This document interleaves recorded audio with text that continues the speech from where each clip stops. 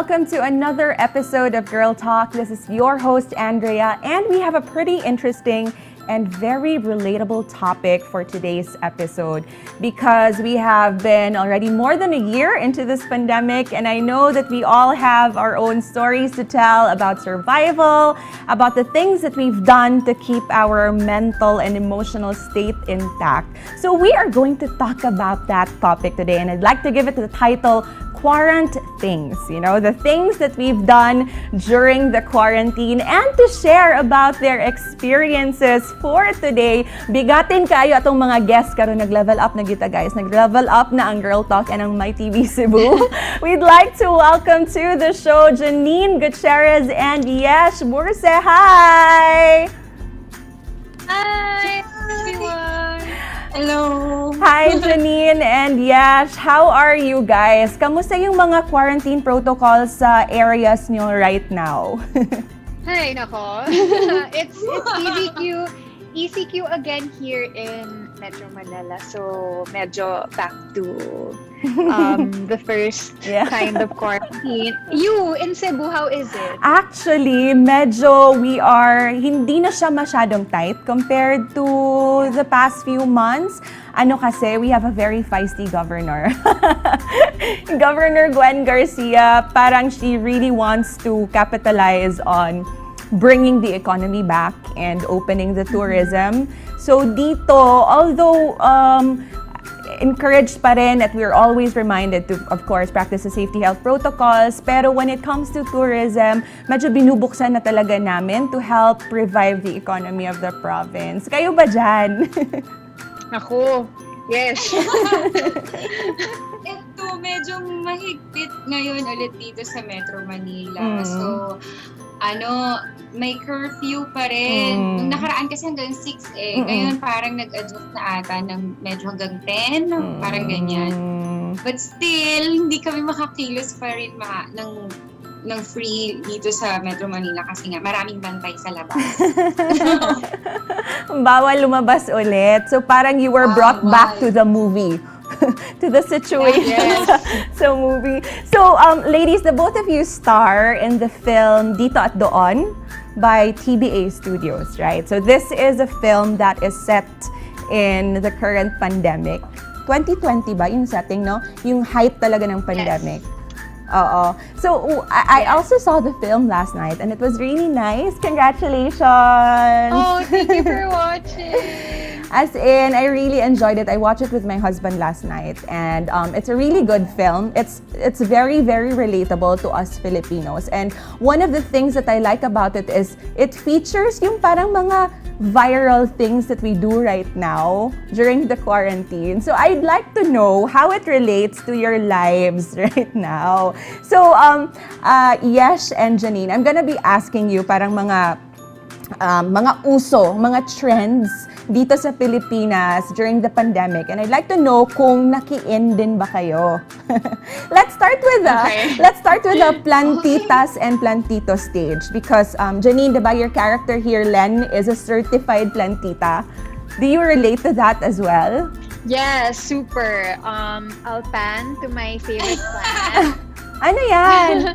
At saka, this is a dwarf sensation. And then actually, itong matangkad, this tall one, ito lang siya. And then, nanganak siya. Oh, wow. Yeah, and then, meron ding names yung plants ko. So this is Ron, and then his son is Ronald. Wow. So yes, plantita. What else do you have? Aside from that one, do you also have succulents? Ano ba yung hilig mo? Yeah. Ayan. This is my favorite also. This one. Ano yan? I think this is a heart leaf. Tas it grows downwards. So super ganda niya. And then there's a bamboo there. And yeah, they're all there. Para siyang potos? Yes. And it's so easy, so low maintenance. So it's okay even if I'm not here all the time. Totoo. Actually, I started with a lot of plants during the start of the pandemic, pero parang siguro 20% na lang yung bahay ngayon. Oh no! Pero that includes the pothos, you know? So if may mga plantitas na nanonood ngayon, we highly recommend the pothos kasi low maintenance nga siya. How about you, Yesh? Plantita ka din ba? Hindi eh. Pero ngayon lang ako nagsimula. Natuwa kasi ako. Sabi kasi mag-plant daw ako. So, meron akong maliit dito. Ano yan, Jade? Jade, oo, Jade. So, sabi, hindi daw to palaging dinidiligan. So, gusto ko yon dahil parang hindi ako, diba, baka mamatay siya agad sa akin. So, tinanay ko muna isa lang. Last year kasi hindi ako nag-try maging plantita pa. Ngayon pa lang, try ko. Pero I'm curious, Janine, have you always been a plantita or did this just start during the pandemic? No, I had always been a plantita ever since I got my own place. But during the pandemic, dumami sila. Talaga? Yeah. So ano yung mga plant care tips na gusto mong ma-share based on your experiences of keeping your plants alive? Well, I think it's really important to know what your plant needs because not all plants are the same, right? Like, I even Google what direct sunlight, indirect sunlight means kasi that's different, diba? So you should really know what your plant needs, and then I write it on a little piece of paper and then put it by the pot. So I remember now, this one doesn't need much water, or this one needs a lot of water para hindi ko sila na murder.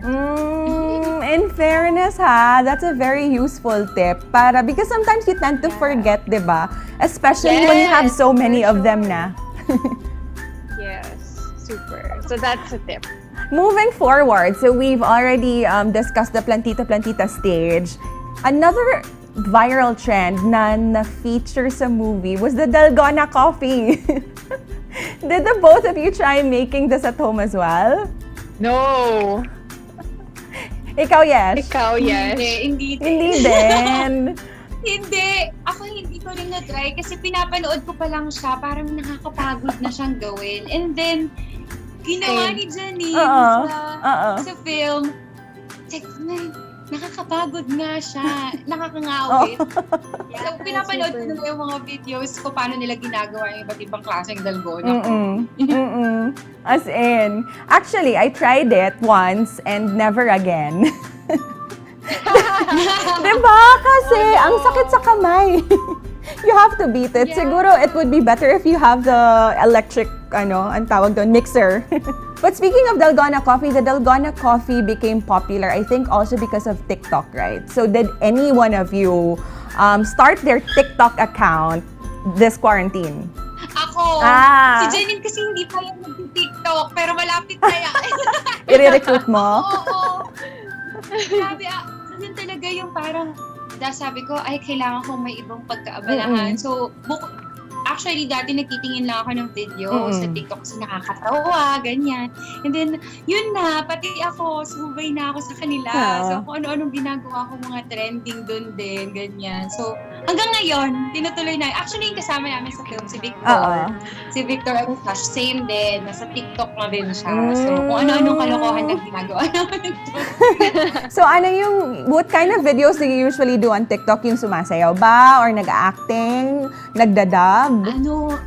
Oo, mga ganyan. Dub, tapos acting, tapos pero mga nakakatawa. Kasi may mga tinatry ako na drama-drama, pero parang nakakatawa pa rin siya kapag ginawa ko. So, alam mo yun. Yun kasi yung uso ngayon sa TikTok, yung arte-arte ka, tapos parang may iba kang klaseng ipapakita na nakakatawa. Bukod sa trending yung mga nagsasayaw, iba yun. Parang yun yung ginagawa ko, nagdadab, papatawa. Huwag mong ipagmalaki sa akin na maldita ka. Kasi kung maldita ka, demonyita ako.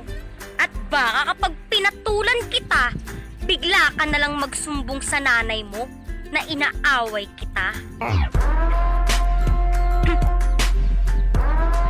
Huwag kang papakabugsis!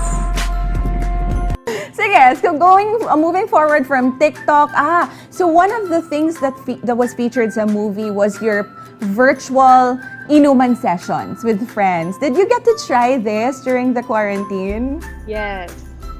Via Zoom? Paano ba? Facebook Messenger?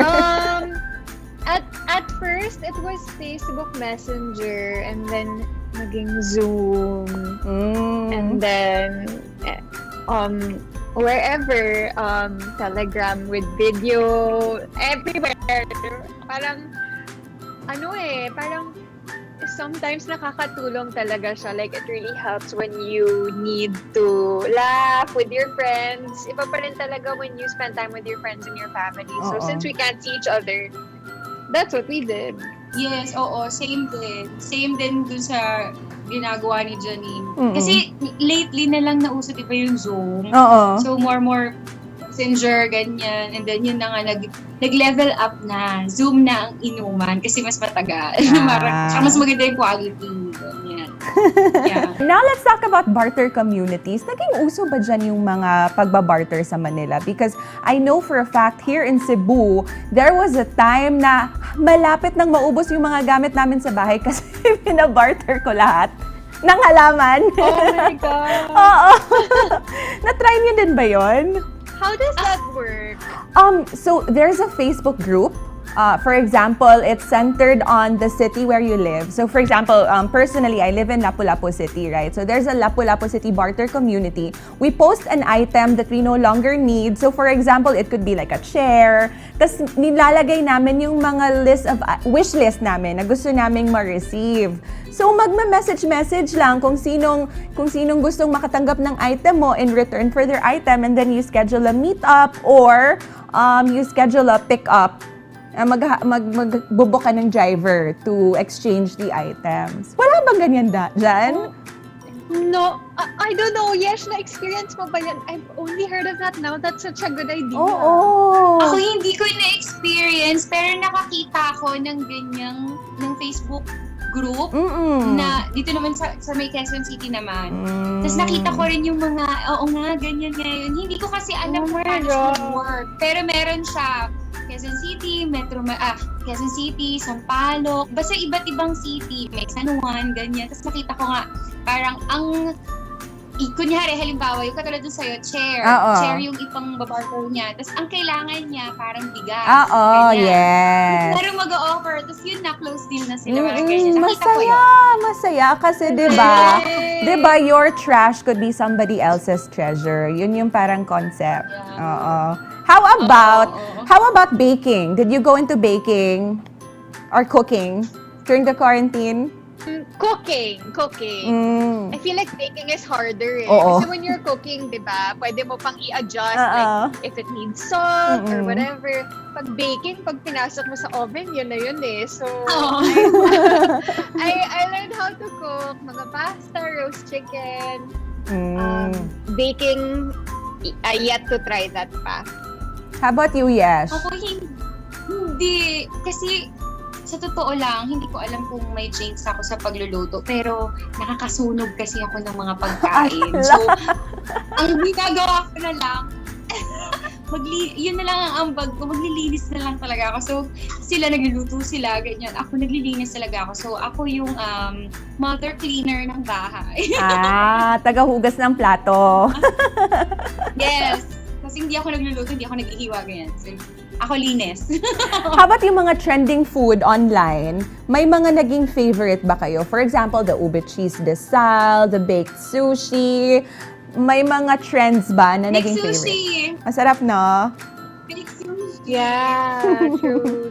Super sarap. In fairness sa mga nagbebenta online, iba-ibang klase yung mga, di ba, yung mga baked sushi nila. Yun ang nagustuhan ko sa lahat. Last one. And milk tea. Oo, no? Milk tea! Nakakawala ng stress. Sobra. How about vlogging? Did any of you start vlogging this pandemic? Ako, I had a vlog before already, but I only really got to do it consistently during 2020. Kasi nga, daming time na. walang work. Oo, walang work, may time. So, yun. Hi guys, good morning. This is the script of the movie I was supposed to start. This is the script of the movie that was supposed to show. Parang palagi akong naglalaba. The Dyson has been a real quarantine lifesaver for me. Made it to the vet. So this is my living room. Medyo merong konting changes since the last tour. I'll take you around and I hope you guys enjoy.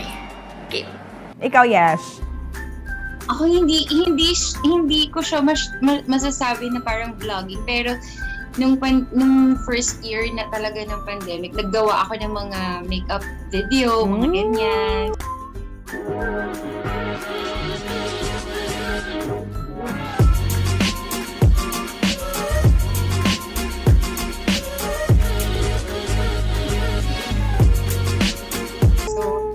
Makeup ako, tapos ina-upload ko lang. Yun, hindi ko pa sure kung kaya ko pang mag-vlog. Pero baka. TikTok na lang muna. Sige, so kanya-kanya talagang trip, no? Just to parang amuse ourselves during the quarantine. So when we return here at Girl Talk, Janine and Yesh, since the movie is about the love lockdown story, we will be asking you questions about online and offline relationships. So stay tuned. We will come back here at Girl Talk. So welcome back to Girl Talk. We are still with Janine and Yesh, the stars of Dito at Doon. So can anyone tell us about the gist of the movie Dito at Doon?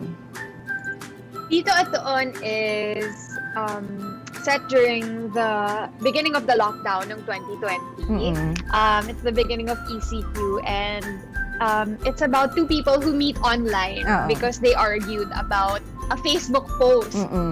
And then nagkasagutan sila sa isang Facebook post. And then later that night, may inuman siya with her friends. Little did she know that one of the people in that inuman was yung kaaway niya online. Kita niyo yung post ko kanina umaga. Yung post ko para sa mga nagre-reklamo dahil bored na sila sa bahay. Gaano kahirap bang pumirmi sa bahay? Napaka-arte. Naisip mo ba na hindi pare-parehas yung epekto ng mga nangyayari sa mga tao? Na doon sa sinabi mong yun, posibleng minamaliit mo yung pinagdadaanan ng kausap mo? Teka, huwag kayong mag-away.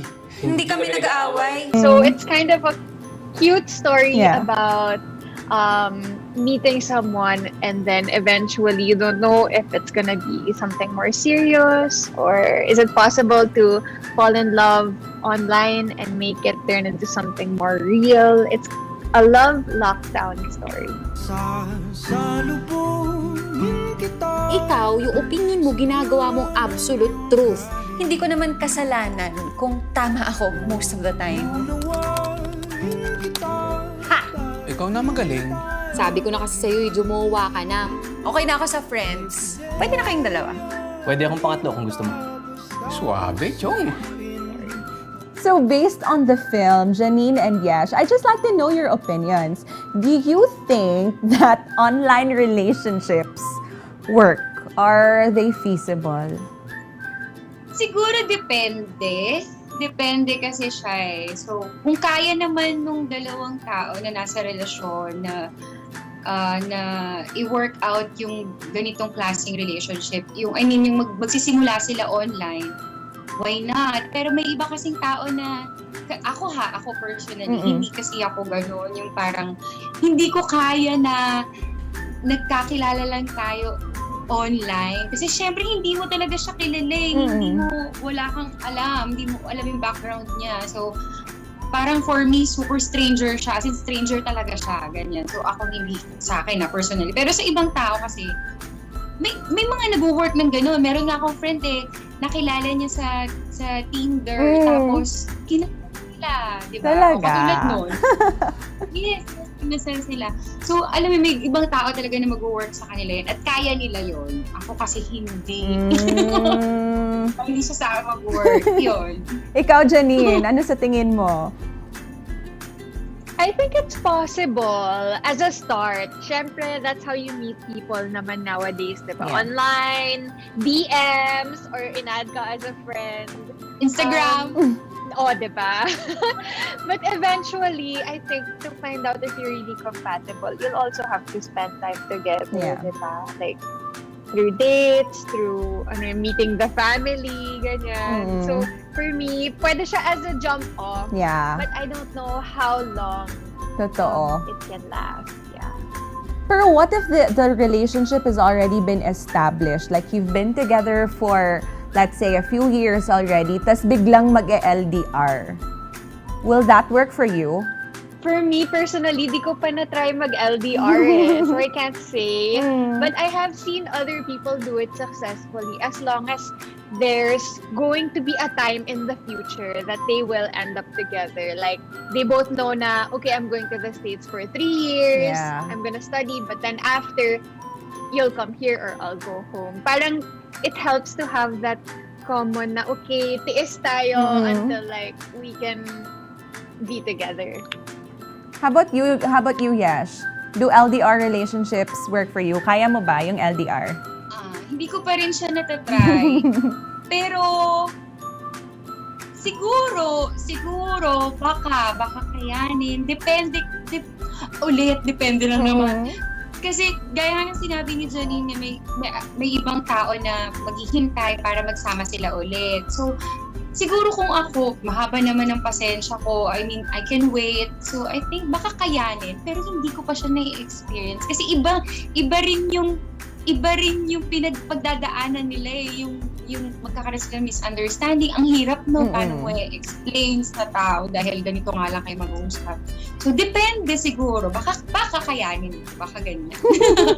This one, I have 2 separate questions for you. See, for Janine, how do you think the pandemic has affected the relationships of couples? Like, for instance, between you and Raver, diba they say that the pandemic has made or has broken relationships. So, what are the challenges that you've been through as a couple?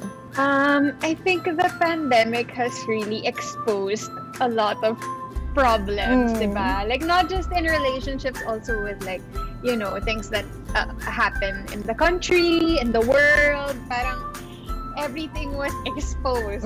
So, I feel like when it comes to relationships, na-test din yung mga tao. It's like, this person can really understand me through my ups and downs, through my mood swings, through my fears and everything. So, luckily for me, Raver can handle all my mood swings.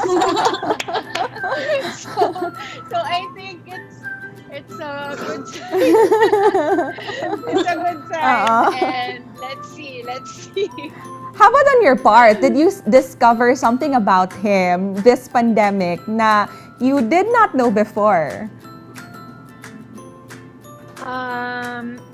Well, not really. Parang I guess na-emphasize lang. Kasi he had always been so generous naman. Even with yung mga maliliit ko na parang weird things na parang nung lockdown kasi I was so moody and like Talaga? one day sobrang lungkot ko and then the next day I'm like, I'm happy. Basta parang diba, it was such a whirlwind of emotions. So, so it's confirmed na kaya niya. Kaya niya. So, pang-husband material na. Pwede. Ikaw na. Okay siya. Pasado. Ikaw naman, Yesh, I stalked you online. I tried to find if you're in a relationship right now or not. Pero hindi ko mahanap yung information eh, so tatanungin na lang kita ngayon. What is your current relationship status? May boyfriend din po ako. Okay. Okay.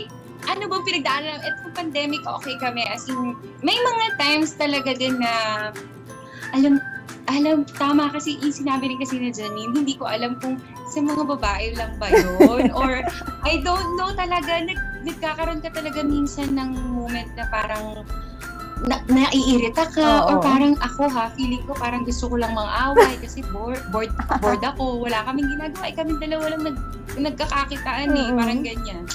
So yun, nangaaway, ganyan, pero okay naman so far. So far.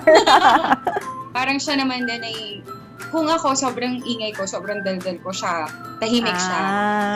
So, parang binabalanse niya rin ako at some point kapag nababaliw-baliw na ako. Like, hindi ko na alam kung gagawin ka. Siya, kumalma ka at gagawin natin. Sige, now that the both of you has brought this up, na parang there are things that trigger yung parang topak natin sa utak. And I think that some of these things are the realities, no, that are going on dito sa Pilipinas. What are your thoughts on being vocal about your stand on current issues online? Because this is also part of the film, right? As what Janine has mentioned, doon talaga nag-start yung parang exchange of ideas between the two main characters, Janine and JC. What are your thoughts about expressing your opinions about current events dito sa Pilipinas? And is it more challenging when you are a celebrity, when you try to be vocal about these thoughts? Me, I think it's really important. But first of all, dapat you're well-informed. So, don't say anything if you don't know what you're talking about. So, I think the first step to anything talaga is, read the news, research. If you have a question, diba, they say it's IGMG, i-google mo girl, or i-google mo te.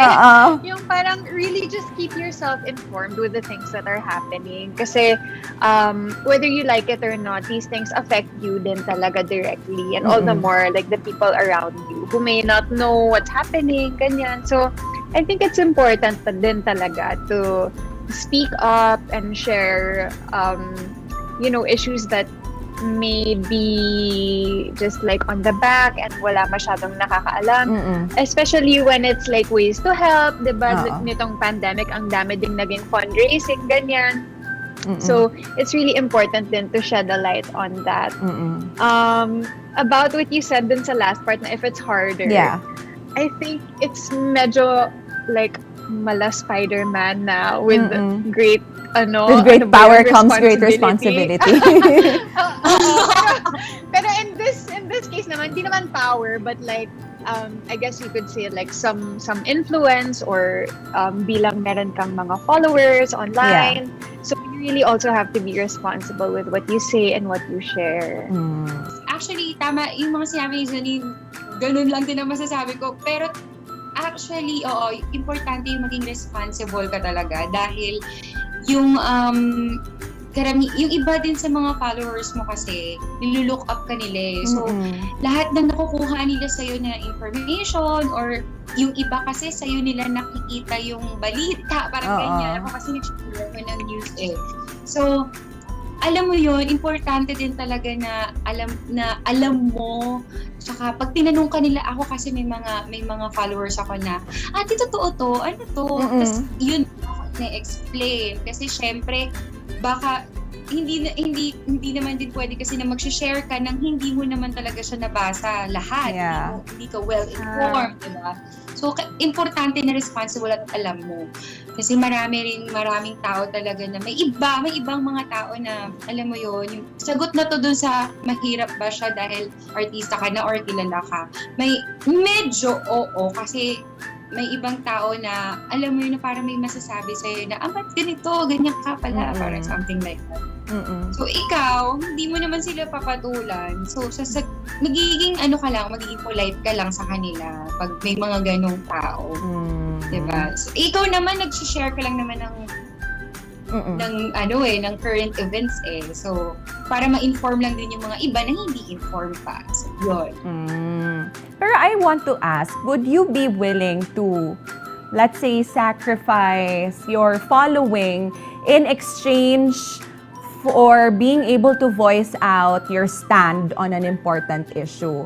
Diba? For example, because we see this online, that there are celebrities who are very vocal about important issues, and some of their fans or some of the netizens would parang somehow who do not see the same side as they do, parang they would voice out their frustration na, ganyan ka pala, dilawan ka pala, or DDS ka pala.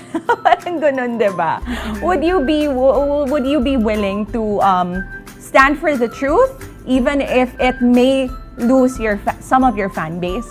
Yeah, I think it's worth it. Kasi when it comes down to it naman, it's not about being Dilawan or DDS, diba? Parang we all just want a better country for everyone. Yeah. So, it's not about creating divide or anything. It's really just about, trying to share knowledge and share whatever, fundraising or like kung saan ka pwedeng bumoto at magparehistro, things like that.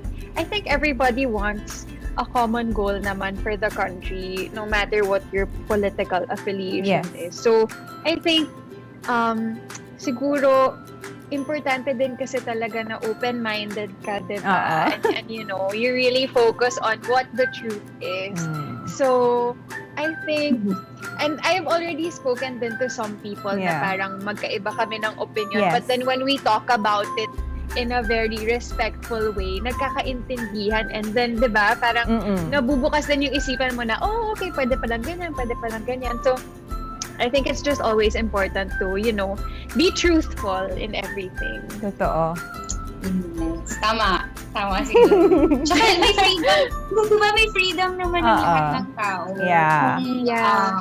Kung hindi nila nagustuhan yung sinabi namin, ganyan, or yung shinare, okay lang naman yon dahil lahat naman tayo ay may kalayaan to choose kung sino yung gustong i-follow, kung sino yung gustong paniwalaan whatsoever. But tuhog ko lang guys sa sinabi ni Janine na meron ding mga nakakausap talaga na magkaiba kayo ng opinion.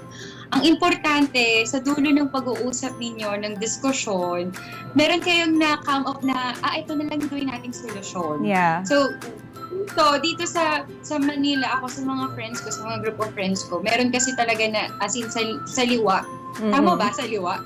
Magkaiba kami ng opinion. Pero, inaano na lang namin na parang, sige, fine, ganito talaga, wala tayong magagawa. Yan ang opinion mo, ito ang sa akin. O tumulong na lang tayo. Yun yung dulo lagi ng usapan namin. Tutulong kami para sa lahat. So, diba, ang importante naman yung makatulong tayo, hindi yung personal natin na issue sa isa't isa or sa kung ano man. Kasi lagi lang tayo nagtutulungan. Totoo, diba? I think at the end of the day, we might disagree on things, but we should disagree agreeably. Diba? Respect lang talaga. Yeah, that's true. We will return, and for the last part of this episode, we will be asking about your experiences during the filming of this new movie, Dito at Doon. So stand by, we'll be back here at Girl Talk.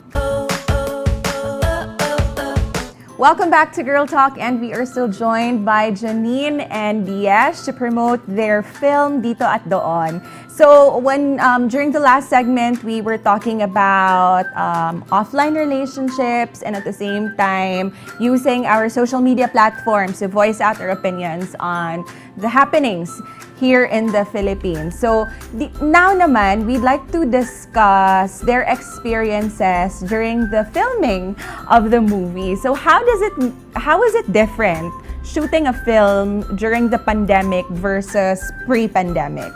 It's super different kasi now the style is locked in. So we're in a bubble. We can't leave our location or our hotel area, and nobody else can visit. So kami talaga yung magkakasama for like 2 weeks or 3 weeks. So when it comes to like bonding and like getting to know your character, it has helped because yun yung character mo for like 3 weeks eh. Unlike before na parang today, I'm doing a teleserye, tomorrow I'm doing a movie, ganyan-ganyan. So you might forget or like have to get back into the groove.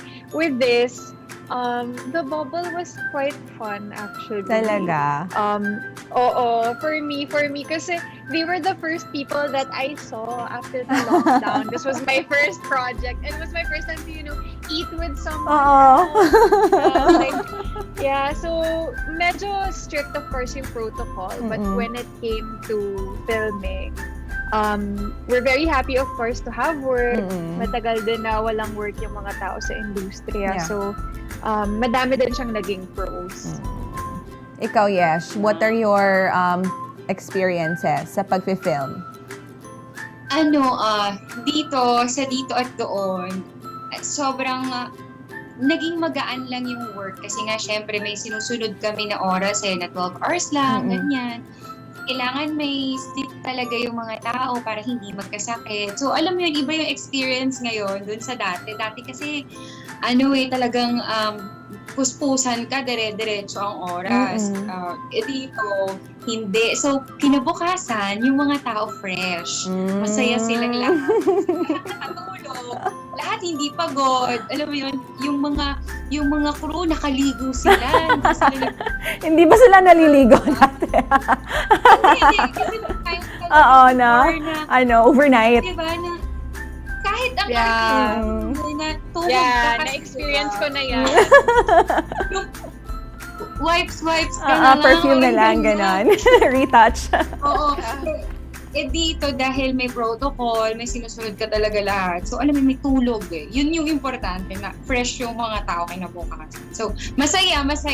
May higpit, oo, pero happy yung mga tao. Yan. Before I ask my next question, I just like to read this quote. Nabasa ko kasi sa Facebook. So it says here, folks, just remember, when this is all over, remember how Netflix, iTunes, Spotify, Amazon Prime Video, audiobooks, solo concerts, etc. got you through this. Remember how the arts got you through this time. Then tell us again how non-essential they are. So parang just to drive a point, diba, na dati kasi I'm sure that we've all heard of the comments na wag kang mag-artista or wag kang magpabanda-banda, wag kang mag-dancer-dancer dyan kasi walang pera dyan, hindi naman yan kikita, ganun, diba? But then, at this point of the pandemic, we come to realize na, diba, essential pala the field of the arts. So, based on your circle, I just like to know, how are the artists coping today? Ano ba yung mga challenges na napagdaanan ng mga kasamahan nyo sa industriya this pandemic? Ako kasi, galing talaga ako sa theater. So, nung karamihan ng mga kaibigan ko ay nasa theater industry. So, kami sa teatro, as in, nung nagka-pandemic, dahil ang life nga din namin, nagpagkukuhanan namin ng pangkabuhayan showcase namin, ay live performance, di ba? So, may mga audience kami, ganyan, concert, kung minsan. Nung nag-pandemic, sobrang para kaming nabagsakan ng kung ano man, dahil hindi namin alam paano kami kita. So, nag-start kami ng mga friends ko sa PETA, ganyan, na magbuo ng isang Facebook group muna na nandoon lahat kami nagbebenta. Talaga? So, nagsusupport kami na ganyan. And then, after ng ilang buwan, nauso na yung mga kumu, yung ganyan. So, lahat na ng kaibigan ko ngayon na nasa theater, nagkukumo na sila. Nice. So, alam mo, sobrang thankful pa rin kami na kahit pa paano nakahanap ang mga kami ng pagkakaabalahan. Diba? Kasi kumikita na sila dun sa kumo, sa YouTube, nag-vlog sila and whatsoever. So, at naka-ano na rin pala ang theater ngayon, virtual. Naka-adjust na sila sa virtual na performance. So, diba? Buti na lang din, nagpursige yung mga tao na kailangan natin perform pa din kahit online. Totoo. Yun yung malaking nagbago sa amin. Pero still, naghihintay pa rin yung mga tao sa teatro na, diba, soon, makapag-perform ulit ng live. Iba kasi, diba, yung performance mo. Diba? Anong binenta mo, Yesh? Curious ako. Nag-samgyupsal ako. Samgyupsal? Tapos nagbibenta rin ng yes, tsaka mga Korean face mask. Yung mga ganyan. Ano binenta ko rin dati. Siyempre, ang binibenta namin ng mga friends ko, iba-iba talaga. As in, yung isa kong friend, bacon lang siya. Sige, ako samgyupsal. So, kung ano-ano, halo-halo. Racket dito at doon. Ganon. Yes! How about you, Janine? How did it feel during the months of hiatus? Oh my gosh. Well, una sa lahat, ang ganda nung pinasa mo. Thank you for that. Kasi like, ganun din parang, I also felt na parang, oh my gosh, parang what I do isn't important. If the world is gonna end, I'm gonna have work. Yung parang, nag-iisip ako, maybe maybe I should, na lang, like, put up a pharmacy. Kasi parang during that time, of course, essential workers lang yung allowed talaga. But yeah, ako din personally, sobrang nakatulong sa akin yung music and movies. Yeah. And I hope that this film is also that for other people during this, very crazy, difficult time. And then, one of the reasons why I shared this quote with the both of you, because I also feel very strongly for the arts. Like Yesh, I also perform here in theaters in Cebu. Tapos, same story din. When the pandemic happened, our projects got canceled. So, wala na. Yeah. So, like you, kung ano yung binenta mo, samgyupsal, ako naman nag-pad thai business ako. Wow! Oo. Oh my God, favorite ni JC. Ay, talaga? Yeah. Anyway, and what I like about the film is that it supports one of our Bisaya songs, right? Ihatod Tika. This was sung by JC because JC's character is Cebuano. Asa ka, apas ko, pahalagmaan ko kuyo baboy. Asa pa, mandi ay ko, kung ikaw da ang kahupay sa utog kong ikapoy. Nagkadugay, nagkaduhol, inaog ni mo magsugod na kog kaguol. So this is very close to home for us Cebuanos. And actually, that song was written and sung by one of my friends, Jerica. Wow. Oo. Oh, your friend. Yes. Di gyud malipat bisag hagbayrang gamika ay kabalaka hangtod makaya ihatod tika. Ang ganda nung song. Oo, diba? It's actually one of my favorite songs na sinulat niya. So, ano lang talaga, I think that it's very important, no, that we support each other and that it only goes to show that the arts, hindi naman siya something that you can just put on the sidelines. May purpose din naman tayo. So before we end, we have a short segment. It's called Random 20. So we divided the questions into two. So this is basically parang fast talk. We're just gonna ask you 10 questions each and you have to answer them as quick as you can, whatever comes into your mind. Ready? Can we Okay. start with Janine? Okay. Game. Okay, sige. Would you rather have dogs or cats? Dog. Dogs. Favorite color? Blue-green. Blue-green. First thing you do when you wake up? Check my phone. Favorite cuisine? Ooh, oh my gosh. Italian, Japanese, Filipino. Ang dami.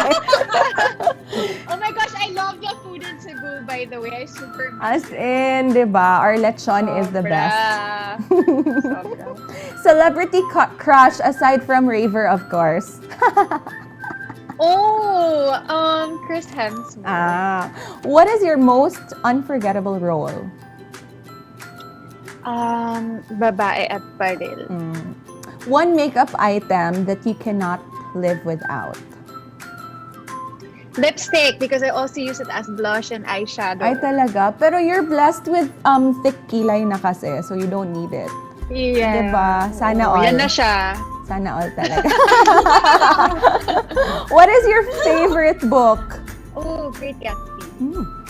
You were a Pol Sci graduate in the movie. What was your course in college in real life? European Studies. Wow, interesting. Yeah. Last question, dito at doon, where is your doon? So if there's one place that you'd want to be this pandemic, saan ito and why? Ay, parang LA. Just because LA or New York, just because parang medyo mas they're getting back to how it was before. So parang you want to have a glimpse of the normal life na. Yeah. Oo, inggit ako. Sige, let's go to Yesh. Ready? Okay. Sige, what is your favorite Broadway show? Hamilton. Hamilton. So wicked! Ako din. Can you sing a few lines from your favorite Broadway song? Konti lang. Oh my gosh. Sample. Patay tayo! Okay, Go, yes. I have been changed for good. Maybe that we will never meet again in this lifetime. Yun lang! Alam mo, nung una kong nakita yan sa Manila, umiyak ako. Dahil ang ganda. Umiyak din ako. Opening number pa lang naiyak na ako. Ganun lang. As in, yun yung, basta mga theater geeks. What is your love advice for ladies your age? Huwag kayong matakot mag-risk. Tsaka marami pang panahon. Kung pakiramdam mo na mali or hindi na ito mag-work, leave. Kasi meron pang mas better. Wow. Next question. What is your standard milk tea order? Simple lang talaga ako, winter melon. Winter melon. Yun lang talaga. Ayaw mo ng mga maraming etchos-etchos. No, ayoko na naman yung cheesecake hindi. Talaga. Next question. What is your favorite thing to eat for breakfast? Hindi ako nagbe-breakfast. Ay, talaga? Kaya ang sexy mo. Hindi naman. Pero hindi ko lang nakasanayan talaga mag-breakfast. Pero nung nag-shoot kami, syempre kailangan ko kumain. Pero hindi talaga ako nag-breakfast. Nagla-lunch ka na lang. Yes. Okay. What is your dream role in film? Lagi ko to sinasabi sa lahat ng interview namin. Gusto kong magkaroon ng action. Gusto kong maging parang Angelina Jolie na Salt. Ganyan. Gusto ko try. Ann Curtis ng Bibles. Parang Soon. Crossing fingers. Yeah. In your movie, you showed yung virtual inuman session. So, paano ka ba pag nalasing? Are you the one na umiiyak or tawa ng tawa or natutulog or inuubos yung pulutan? Pwede tayo dun sa inuubos yung pulutan. Tsaka ako yung tawa ng tawa. Ganyan. Kung anong maisipan ng sabihin, magjo-joke na yun na, dire-diretso na yun. Pero inuubos ko rin yung pulutan. Next question. What is your funniest memory during the filming of Dito at Doon? Nagsushoot sila Janine, saka si JC ng isang eksena na nasa dagat. So, actually hindi siya funny, pero sobrang saya ko lang. Kasi habang nagtatrabaho sila, nagbabakasyon kami nila Victor. Kasi tapos na kami. So sila, pinapanood namin sila. Tapos kami, nandun na kami, nakahiga kami sa sand. Tapos kumakaway-kaway lang kami. So, yun yung sana all mo. Next question. What was your childhood dream? Ang childhood dream ko talaga, syempre, mababaw lang kasi nga, ka lang, di ba? Bata ka pa lang, kung ano nakikita mo, yun yung gusto mo. Gusto kong maging yung kahera. Same. Ching-ching, ganyan. Pangalawa, gusto ko na talagang, mag-TV. Kasi, nung kabataan ko, lagi ko nakikita si Thalia. So, gusto ko mga niya. Marimar, ganon. Oo, mga ganyan. Bigla siyang magiging maganda. Ginagawa ko yun sa salamin. Sige, last question. Same last question as Janine's. If there is one place you'd want to be this pandemic, saan ito and why? Gusto ko sa New Zealand. Wow. Naiinggit ako sa kanila. Same din, nakakainggit sila. Ang bilis wala na, okay na sila. Diba? Parang ganyan. Tapos ang galing ng Prime Minister nila. Yes. Sobra. Parang gano'n lang din ako. Sige. Thank you so much, Janine and Yesh. And of course, we'd like to give the opportunity to the both of you to invite all of our viewers to watch Dito at Doon. How can we access the film? Yes. Thank you so much. I had so much fun dito sa interview na to, Yesh. Thank you. So, if you guys haven't seen Dito at Doon, please watch. We're on our 4th week. we're streaming online, so you can watch anywhere in the comfort of your homes, with your families. You can get your tickets through I Want PFC, KTX, Cinema 76 at Home, Ticket to Me, and Upstream. For all the links together, you can just go to tba.ph/dito-at-doon. And we're also going to be showing internationally starting May 1. So sa lahat ng mga kababayan natin in other countries, please visit tba.ph/global. Thank you. Visit nyo na lang din po yung Facebook page ng TBA Studios para dun sa lahat ng sinabi din ni Janine, makita nyo. Kung hindi nyo makita yung ibang link, punta lang kayo sa Facebook page ng TBA. Thank you! Thank you so much, ladies. Thank you so much. Janine and Yesh. And of course, we'd like to thank all of our viewers. We hope that you enjoyed this episode and you will enjoy it even more if you watch the film Dito at Doon. This has been Andrea Patanyo Matthew for Girl Talk. Bye! Bye!